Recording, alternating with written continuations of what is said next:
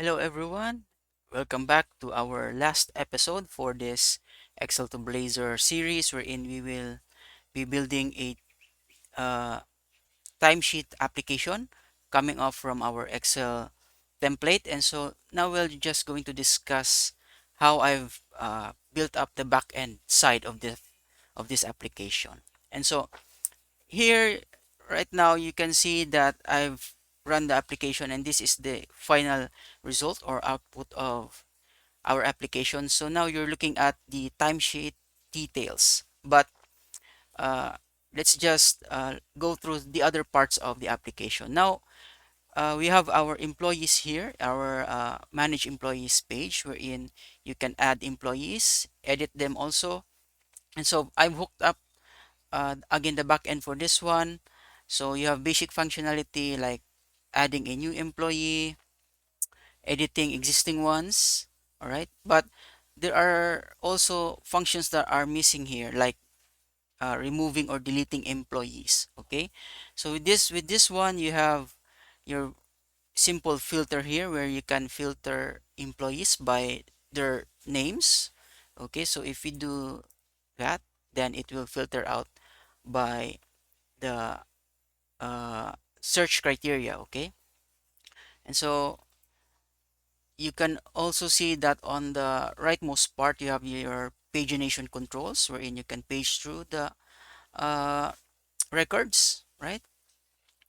So yep, and so yeah, that's basically it. Then we will inspect the code behind it uh, in a while. Okay, now looking at the timesheets page, this will be the entry point for all of your timesheets or managing your timesheets. Okay, wherein you can add and check on or edit the details of your timesheets. Okay, so this is has several functionalities also. First off is you have filter controls here on the top. We have two options wherein you can filter by employee or filter by the week start. Okay, and then again we have our pagination controls on the rightmost part.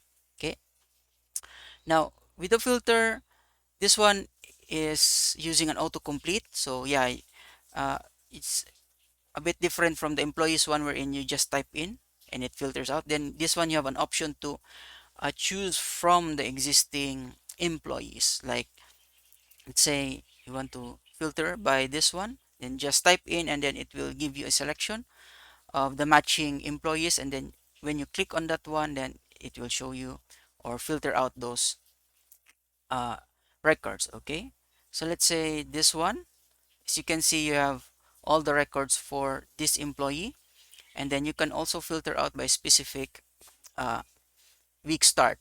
So let's say this one, then it gets filtered out. So it's a filter wherein you can choose to filter both fields or just one. If you remove the employee, then it will filter all of the records by the week start. As you can see, there's also some other records here. Okay, now if you want to go through the details, let's just clear this one up. For the individual timesheet, then you can just click on this link under the week start column. Okay, and so with this one, this will now be the most, I mean the uh, core functionality of this application that comes off from this one. This is the template, so ignore these values for the moment. Let's just delete that one. Okay, so now this is the actual template, as we can review from our previous episodes, wherein you have your employee's name, its manager and week start, and all of the days, all of the 2 weeks or 14 days of this set of data. Okay, so these are inputs where you can set these values. This one is calculated, this one also, the totals for each of these hours, types of hours. And then at the bottommost part is where you can set the rates for each of the, like the different leaves and for the normal rates. Okay, which in turn over time is being calculated out of this regular rate. And then at the bottom would be calculations for the total pays. And at the bottommost, you have the total for all of the uh, resulting pays for each of the individual uh, items here. All right. Now, as you can see, I've tried to make it as close as possible to the template. And now this is the result of it. All of this stuff, starting from time in, so columns. So the columns where you can add data would be this time in, breaks, time out. The regular one is calculated. The total is also calculated. The overtime, sick, holiday, and vacation leaves are inputs. Okay. And so you might have noticed also that I've switched these columns so that, yeah, I could match, because I didn't actually really took all the formula. I just assumed that how it's calculated. So now it ended up with this kind of arrangement. Okay. Okay, let's go through the code behind all of this. So for the employees page, it's very basic. So this is the component page. And then, yeah, you have your usual add employee functions. So this one uses the mud dialog. So I've used an inline mud dialog instead of having a separate mud dialog component for it, since it's just very simple. Again, simple functionality. And then what happened is that on the core function of the save employee, so now you have two options. So I've used to determine if it's you're editing or creating a new employee. I have this uh, enum that stores whether it's a create or an edit mode. So if you inspect this one, you have your form mode here. You have three values. You have create, edit, and read only, right? So this form mode enum is stored under the shared folder because, yeah, it seems like it's quite generic enough to be used anywhere else. So yeah, I just decided to put it under the shared folder.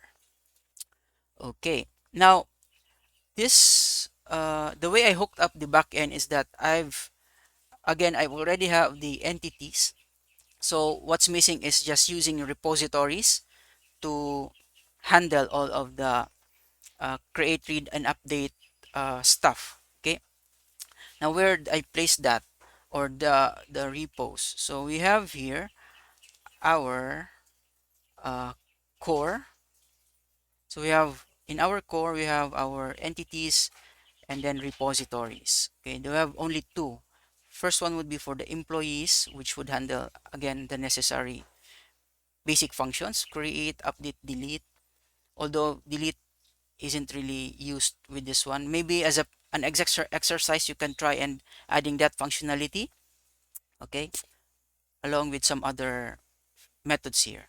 Now I've used a paged result as part of the core entities, since, yeah, we are trying to minimize efforts of querying so much data and then paging it on the client side. So instead, giving that responsibility to the database. Okay, so that's why all of the pagination stuff is being queried on the database itself, not on the client side. Okay, and so the implementations for these repos, including the timesheets, okay, will be under the infrastructure folder. And then you have your employees repo. This is the implementation for including the function where you can filter by name. So it's this method. All right, so since it's let's focus here a bit. Since it's uh,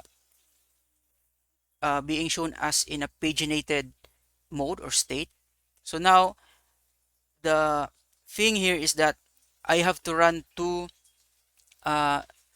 queries, separate queries. First one would be the filter, wherein you pass in filter options or or queries to filter out data, in this case the employees, and then to also return a count of all of uh, the count of the records being returned without the paginated uh, result. Okay, so the first one would be this one, wherein you query it including your filters, and then you do the skip and take, wherein it allows you to paginate through your records.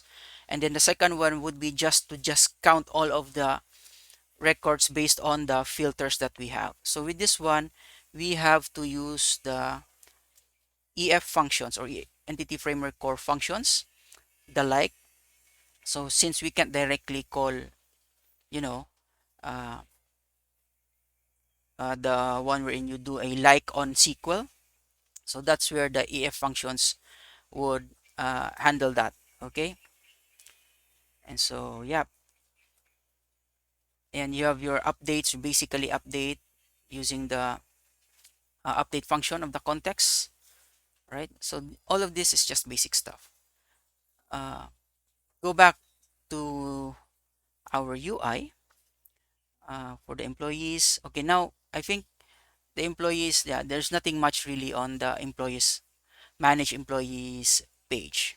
Now let's jump to the timesheets. So again, I've created a new entity, the timesheet. So this describes our data for our timesheet. So it has two classes. One would be the parent timesheet, and then the timesheet log class, which would hold the logs of the 14 days of logs for each timesheet. All right. And so here I have added several properties that are only gets or get. Okay, because I've added logic or behavior to this class that would easily allow me to produce the desired calculations. Like I want to easily calculate or grab the total work hours, the regular hours. All right, so this is your timesheet log. Now on the front end side, it has a sort of an equivalent one.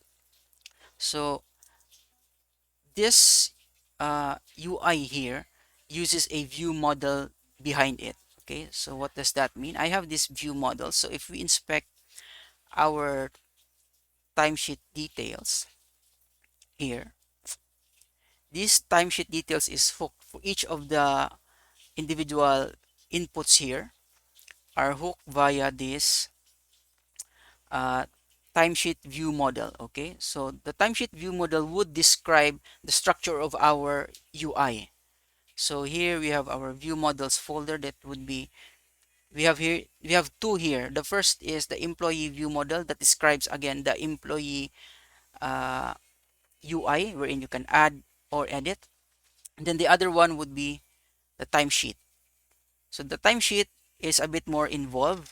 Again, it has additional properties that would be easy for me to just hook it up to our UI. So in this case, uh, we have here calculation for total work hours. It's a property, and then there's also an equivalent formatted one wherein it would show us like this. So behind the scenes, this data, uh, uh, the total hours here is calculated off of the time in, time out, including the different leaves. They are stored as minutes, total minutes behind the scenes, but they are formatted or displayed here as in this kind of format where you have an hour colon minutes. Okay, you can store this one as text on the database, since on the database they are basically just integers or numbers, whole numbers in implied as minutes. Okay, in that way you can just easily calculate stuff like you want to determine the number of hours and minutes from off of that total minutes. Okay, so now these properties are being hooked up to our UI in this way. Okay, so here we have your uh let's just focus mostly here. You see this total work hours formatted. Behind the scenes, it uses the calculated property, okay? Including this one. You have your overtime minutes formatted, which comes off from here, from the timesheet log. So yeah, same thing goes for the timesheet log class. So it also has its own additional properties wherein it calculates totals and also shows it in a formatted way. So it uses the uh, values. So this one, when you read or use this field, it reads and writes to and from its internal representation of, like in this case, overtime minutes. So yeah, when you set a value to it, it receives as a string, okay, like this one. So it parses the input value in this format, like hour colon minutes, and then breaks it down into its basic number of minutes as number. All right, and then when it's read back, and you just uh, use this method to again parse the original, convert the original value into a formatted text format. All right, okay. So with all of this, let's move on to how the data is being saved. In this case, in the timesheet one. So it's very, I don't know if you can say simple, yeah, but yeah. With this one, the save is just converting our uh, timesheet view model into our internal timesheet data entity model. All right. So there's this conversion between reading. So when you pull up the timesheet details, then it will grab that data and then convert it into the view model, and then yeah, including each of the individual logs, timesheet logs, and then when it's being saved again, then it converts back all of those changes from your view model back into your entity data model. All right, so that's how you cross between uh, layers. But again, ideally you should be doing like a DTO if you want to isolate your repositories behind another service. Okay, so one thing to note also is that during the creation of your timesheet, I've used a use case here. So use case would be the closest to equivalent of an application service. Since we only have one at this moment, then this is the uh,